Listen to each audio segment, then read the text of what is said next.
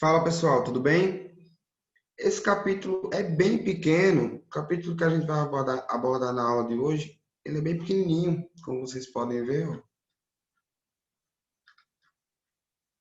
Ele se acaba muito rápido, mas é bom que a gente consegue adiantar mais um capítulo, né? Eu até prometi que ia liberar a aba e nem liberei, mas essa semana eu vou liberar. Não liberei porque algumas pessoas estavam reclamando que estavam com muitos trabalhos para fazer, né? Aí eu terminar liberando a aba e ia ficar mais coisa ainda, mas essa semana eu vou liberar, tá, gente? E aí vocês fiquem espertos aí para fazer as atividades do água, porque eu vou considerar quem fez e quem não fez para dar nota qualitativa. E aí lembrando para vocês que é, nós temos para a aula dessa semana, né, os seminários. Não se esqueçam, tá, de produzir os seminários, né? Eu vou até dar um descanso com esse capítulo pequeno para vocês produzirem o seminário com calma, tá? Mas aí que ele vai ser sobre mutações. A gente já vê mais um capítulo na aula ao vivo, né, que será já já. Nós vamos ver sobre gimnospermas e angiospermas, e aí nessa aula nós vemos tecidos meristemados. E aí nós vamos dar uma boa adiantada no nosso conteúdo, tá bom? E aí nós vemos tecidos meristemáticos, nós vamos estar começando o assunto de anatomia vegetal, que a gente vai começar a ver um pouquinho agora nessa frente, né, que é a frente A do livro de vocês, tá? Na verdade, a frente B do livro de vocês, beleza? E aí, o que seria anatomia vegetal, né? A anatomia vegetal, ela vai estar estudando aí o funcionamento, na verdade, os órgãos e as partes do corpo das plantas, né? E aí, se a gente tivesse, quando a gente for estudar fisiologia vegetal, a gente vai ver como essas partes elas se comunicam e elas se entrelaçam entre si, né? Como elas funcionam aí uma com a outra, tá? Mas aí a gente vai começar a ver agora esses tecidos meristematos que fazem parte dos tecidos vegetais, para quem não sabe. Tá, mas o que são tecidos meristemáticos?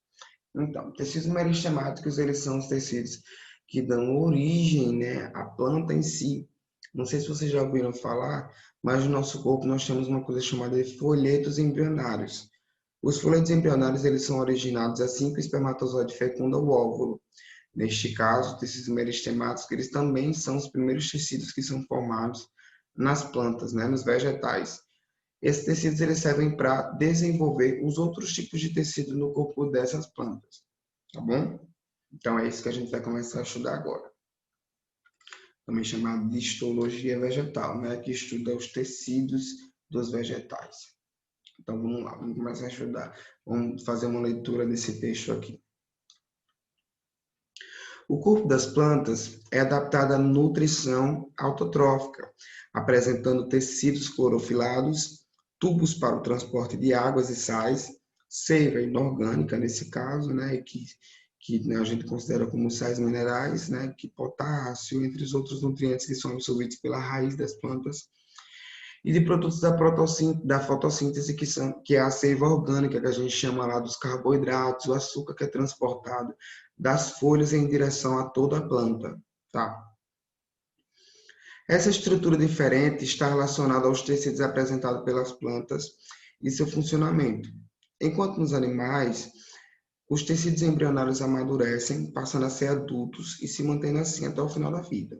Nas plantas, os tecidos embrionários coexistem com tecidos adultos o tempo todo.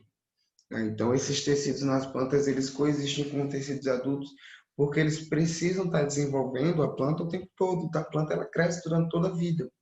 Diferente dos seres humanos, né? Os seres humanos e os animais, eles precisam uma hora, eles precisam parar de crescer, né? Então a gente nasce, a gente cresce, reproduz ou não e morre, né? Tem a fase até que a gente se desenvolve. Mas assim, as plantas não, as plantas elas estão crescendo, então enquanto elas estão vivas, elas estão se desenvolvendo, né? E aí essas plantas elas precisam desses tecidos meristemáticos para estar se desenvolvendo durante toda a sua vida, tá? Que aí o livro de vocês até coloca aqui essa diferença entre animais e plantas. Enquanto os animais crescem de maneira harmônica, em todos os sentidos, simultaneamente, a maior parte das plantas crescem primeiro em comprimento, para depois começar a crescer em espessura, né? Então, a gente consegue perceber que as plantas elas começam primeiro a crescer para cima, para depois começar a crescer assim, né? Que é a espessura. Já no nosso caso, a gente cresce em todos os lados, primeiramente, né? A gente começa a se desenvolver por todos os lados. As plantas não, elas crescem primeiro em espessura, em tamanho, desculpa, elas crescem primeiro em comprimento, né, em tamanho do que em espessura. A espessura ela começa a se desenvolver depois. E é por isso que esses tecidos meristemáticos, eles precisam continuar nas plantas, porque elas precisam desenvolver as plantas, né, em relação à sua espessura, ao seu tamanho, que a gente vai ver mais para frente quais são esses tecidos. Tá? Os tecidos vegetais podem ser meristemáticos ou permanentes. Tecidos meristemáticos, vamos lá, vamos ver o que é. São formados por células que sofrem mitoses sucessivas, sendo responsáveis pelo crescimento das plantas. Também originam os tecidos permanentes. Então, como eu falei para vocês, esses tecidos meristemáticos são eles que primeiramente aparecem nas plantas e são eles que originam todos os outros tecidos. Então, é como se fossem os primeiros tecidos, os tecidos pioneiros, a gente pode até assim chamar, né, que aparecem nas plantas, tá?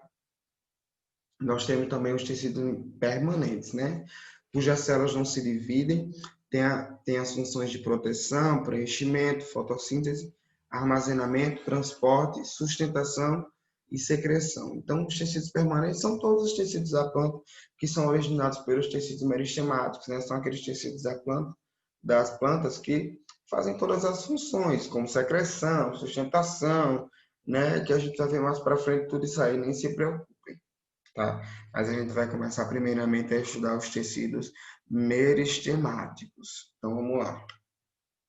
Aqui embaixo, ó.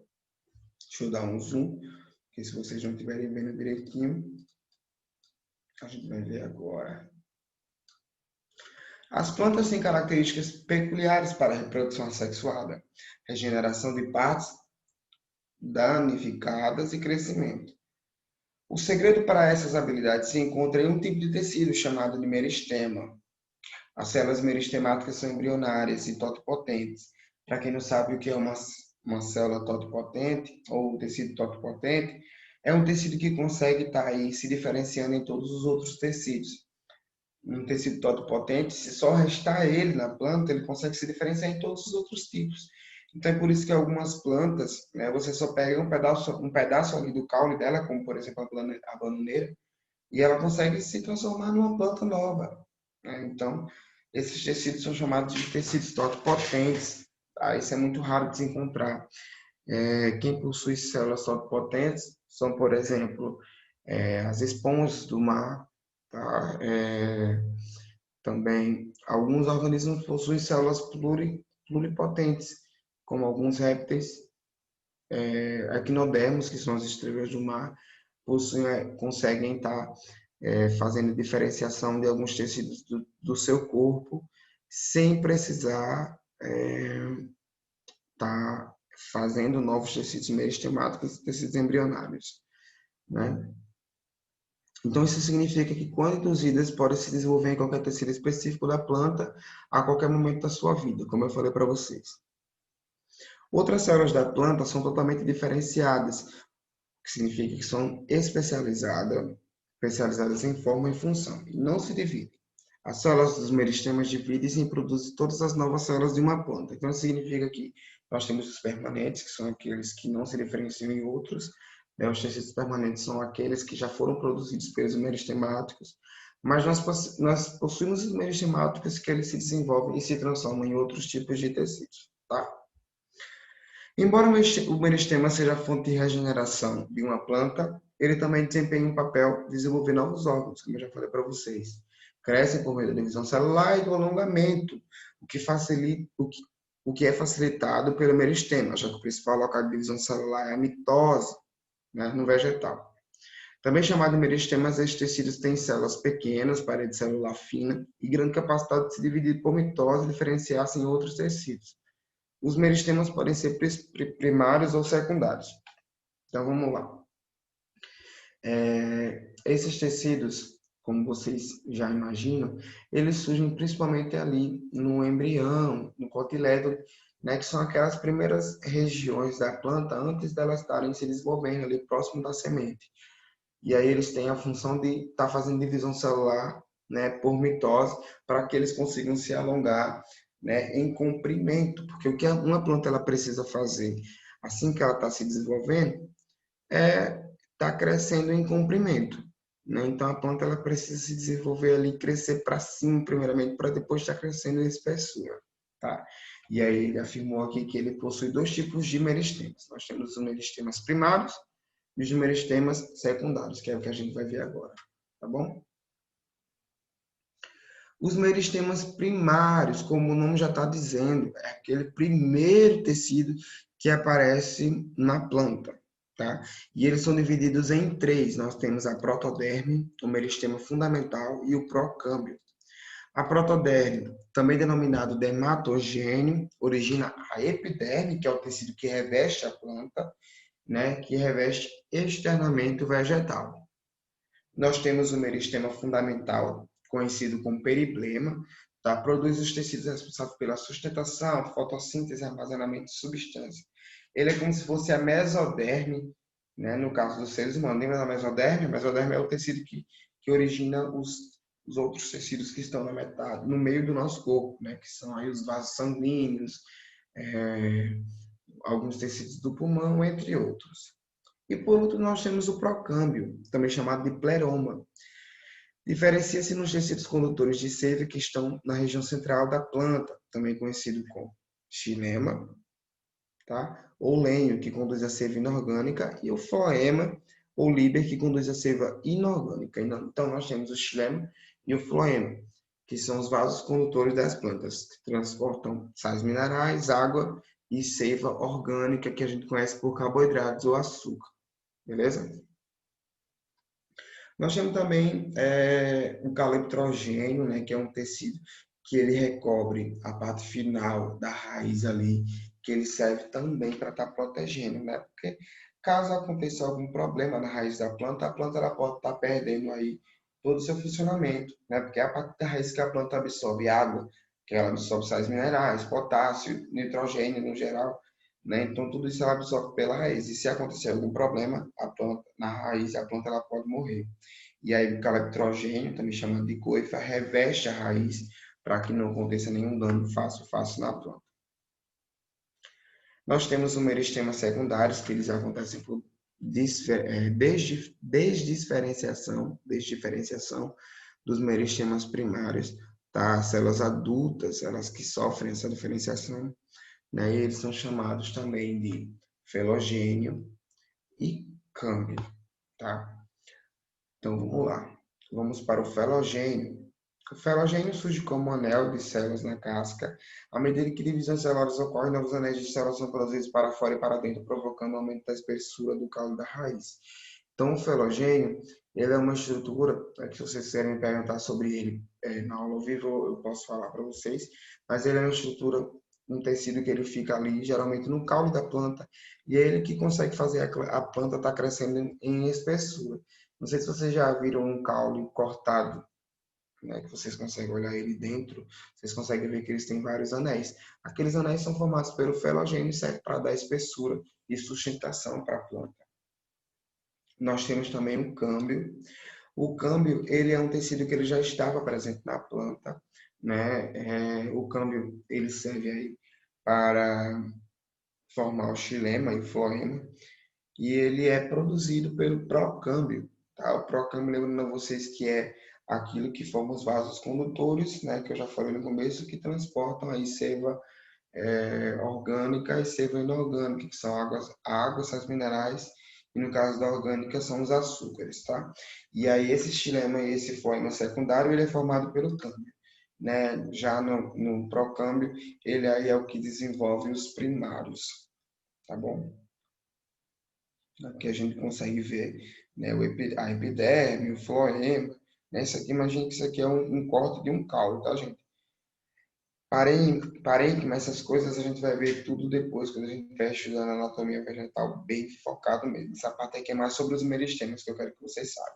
Então, para resumir, nós temos os meristemas primários, que são protoderme, meristema fundamental e procâmbio, né, que é praticamente ectoderme, mesoderme e endoderme, para vocês entenderem aí mais ou menos a relação.